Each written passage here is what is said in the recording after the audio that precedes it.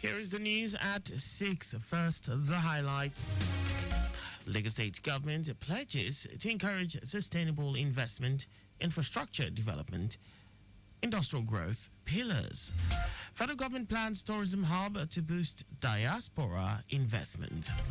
On the foreign scene, Romania President Klaus Iohannis resides ahead election rerun. And in sports, former CAF technical director Adigboye Onigbinde confident of Super Eagles' ability to qualify for the 2026 World Cup. And now the details. I am Akan Usen.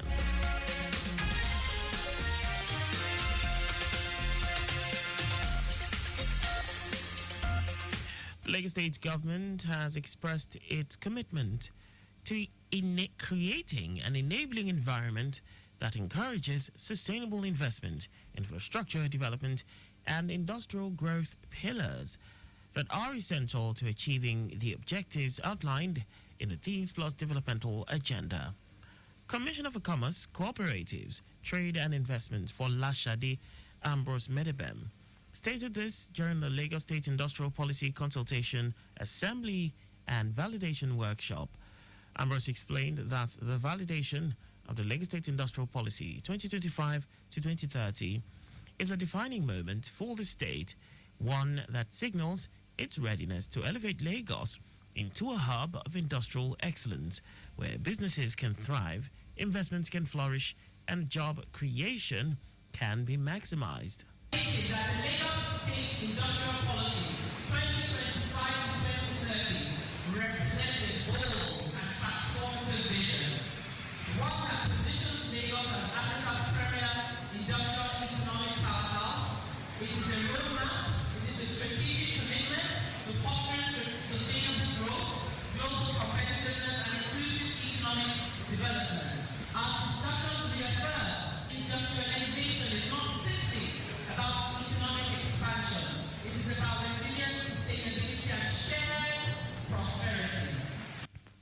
Permanent Secretary in the Ministry, Olugbemiga Aino, highlighted the importance of the industrial policy to the upgrade and sustainability of micro, small, and medium enterprises, MSMEs, in the state. We are going to organize them, train them, also look at some of the caveats that's been preventing them from performing. So one of the strong pillars of this new policy is that we want to ensure that the MSME sector scales up. Not just a lot of them staying there, but they must be able to do what they're supposed to do and export a lot of their. In his keynote address, guest lecturer / National Program Officer, United Nations Industrial Development Organization, UNIDO, Ruben Bamidele, commended Lagos State's commitment to policy-driven industrialization, emphasizing that a robust framework aligned with international standards will foster inclusive growth, attract investment, and enhance industrial productivity. Highlighting UNIDO's commitment to industrial development in Nigeria, he called for strategic public-private partnerships, climate-conscious manufacturing, and digital transformation as key drivers of economic prosperity. Since inception, the Lagos State Industrial Policy has undergone major changes from 1987 to 1988, 2017 to 2022, and 2025 to 2030, with the current policy featuring key pillars such as creation of inclusion for MSMEs, access to non-collateralized loans, investment promotion, economic zones and industrial parks development, infrastructural development, promotion of entrepreneurship for women and people with disability, technology development, among others. The Lagos State House of Assembly has urged Governor Babajide Sanwo-Olu to ensure swift implementation of streetlight projects, expedite action in awarding streetlight contracts, and ensure that all streetlights across Lagos are operational as provided for in the 2025 budget. The House made the call at plenary as lawmaker representing Ajiromi Constituency 1, Saad Olumo, raised a motion under matters of urgent public importance, calling for a review of the Light Up Lagos project. Olumo lamented the widespread darkness on Lagos roads, pointing out that many streetlights were non-functional despite the $24 billion naira allocated for the project in the 2024 budget. Other lawmakers in their contributions highlighted rising security threats across their constituencies, stressing that inadequate infrastructure negatively impacts economic activities. The lawmakers also said miscreants hide under the darkness to deface Lagos.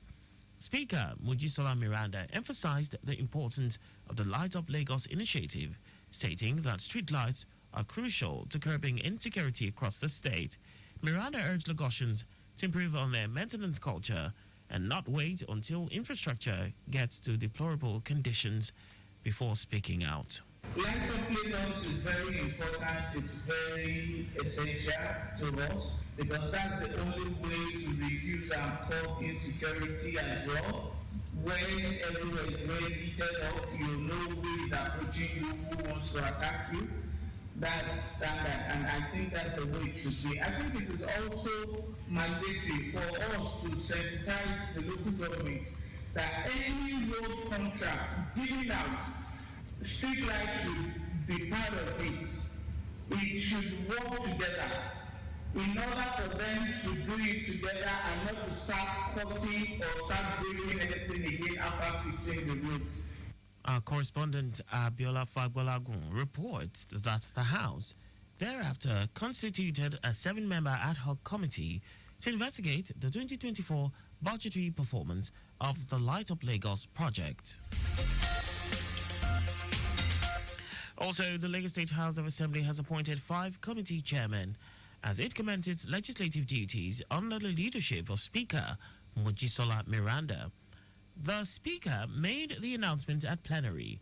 Miranda named Majority Leader Temitope Adewale as Chairman, Business and Rules Committee, Sirajuddin Tijani, Chairman, House Services Committee, Setonji David, Ethics, Protocol and Privileges Committee, Richard Kasumu, Legislative Compliance Committee, and Stephen Ogunigbe as Chairman, Information Committee. It should be recalled that the Speaker, Mojisola Miranda, had dissolved all standing committees upon assuming office. Additional committee chairmen are expected to be announced later.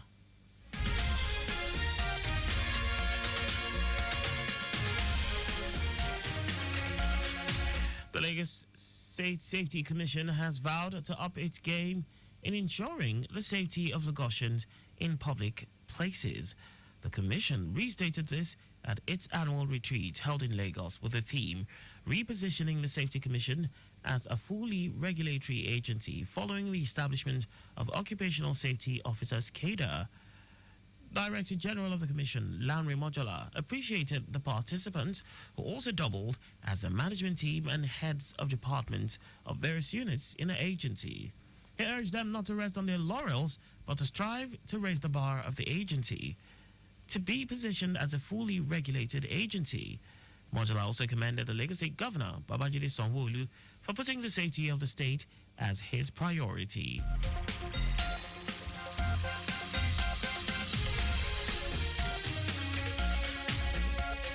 Union leaders, government officials, and other stakeholders have come together to deliberate on how to progress and promote harmonious relationship in Lagos State.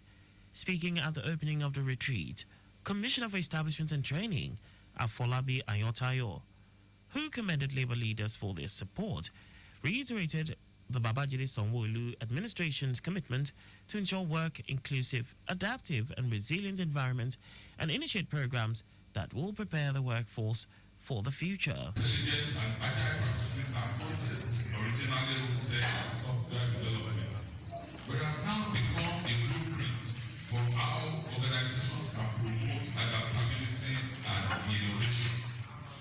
They create efficiencies and at the same time disrupt traditional rules, which raises ethical questions and necessitates the upskilling of workers to remain relevant.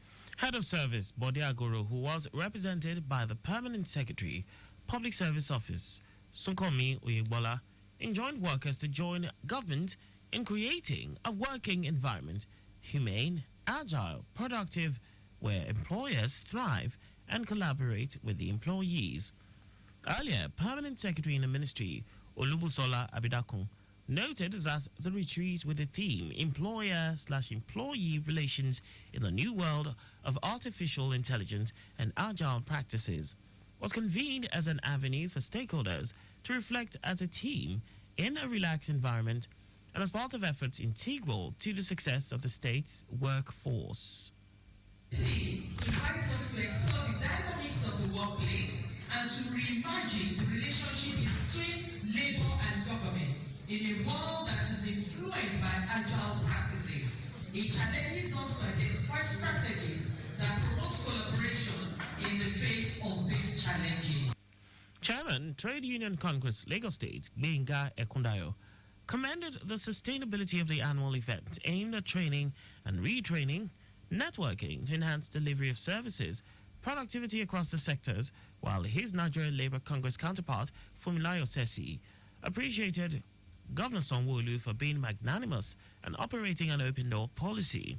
Sesi urged leaders to build a nation where no one is oppressed and the lives of all Nigerians are valued at every given opportunity.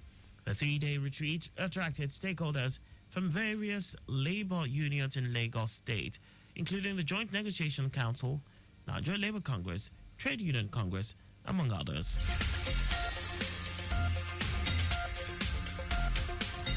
Now to the rest of the stories. Minister of Arts, Culture, Tourism and Creative Economy, Anatu Musawa, has announced that the federal government is developing a diaspora city to enable Nigerians abroad invest and reconnect with their roots. Musawa made this known in Abuja during the announcement of the Motherland 2025 initiative. She noted that the ministry was not only focused on reimagining tourism, but also committed to building platforms for economic growth, cultural exchange, and community development. The minister emphasized that Motherland 2025 is more than just a festival, but an initiative, reaffirming Nigeria's position as the epicenter of global Black and African culture, commerce, and community. The National Agency for Food, Drug Administration and Control has commenced enforcement at the popular Ogbogu Market Bridgehead, Onitsha, in Anambra State. During the exercise, operatives of the agency, led by the director, NAFEC Southeast Zone, Martins Iluyomade, confiscated a wide range of adulterated, substandard, and expired drugs found at the various shops. Iluyomade said the exercise was in line with the agency's mandate of eradicating fake, banned, and other spurious NAFDAC-regulated products from circulating in Nigeria and to prevent members of the unsuspecting public from falling victim.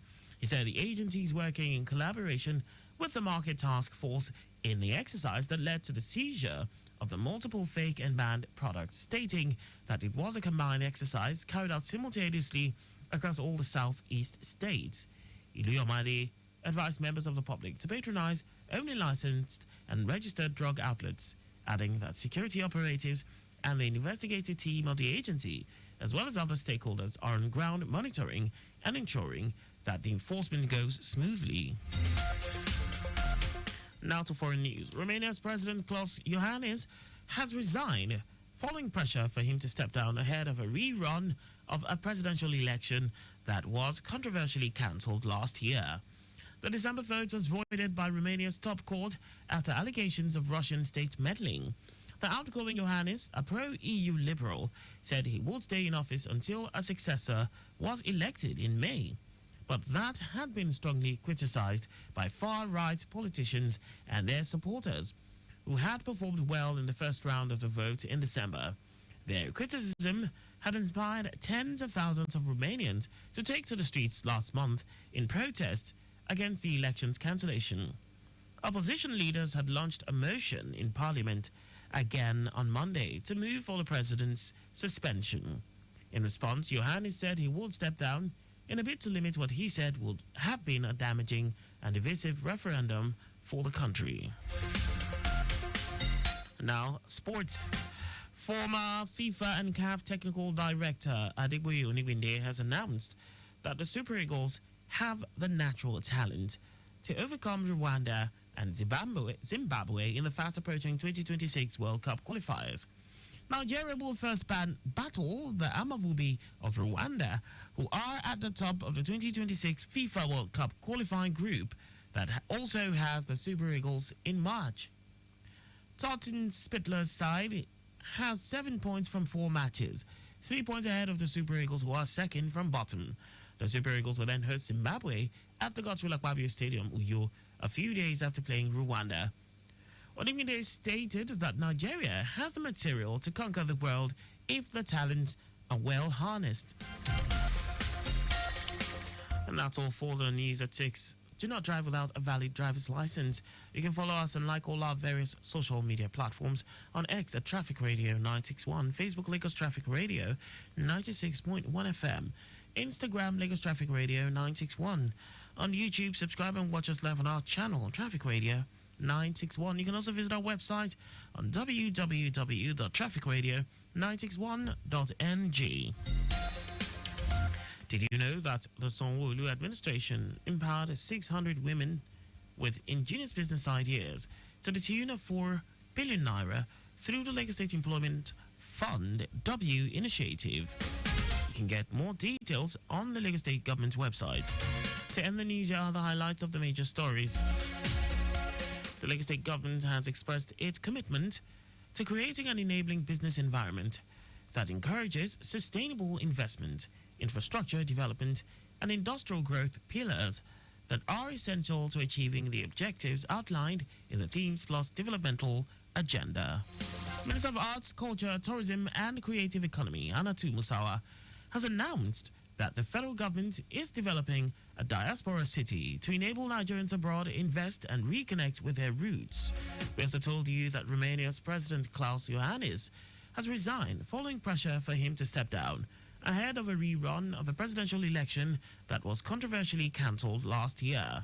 And in sports, former FIFA and CAF technical director Adegboye Onigbinde has announced that the Super Eagles have the natural talents to overcome Rwanda and Zimbabwe in the fast approaching 2026 World Cup qualifiers. For contact with the newsroom, please send a message to info@trafficradio961.ng. And that ends the news broadcast compiled by Zainab Adibeshin. I am Akan Usen. Thanks for listening and please stay safe. Good evening.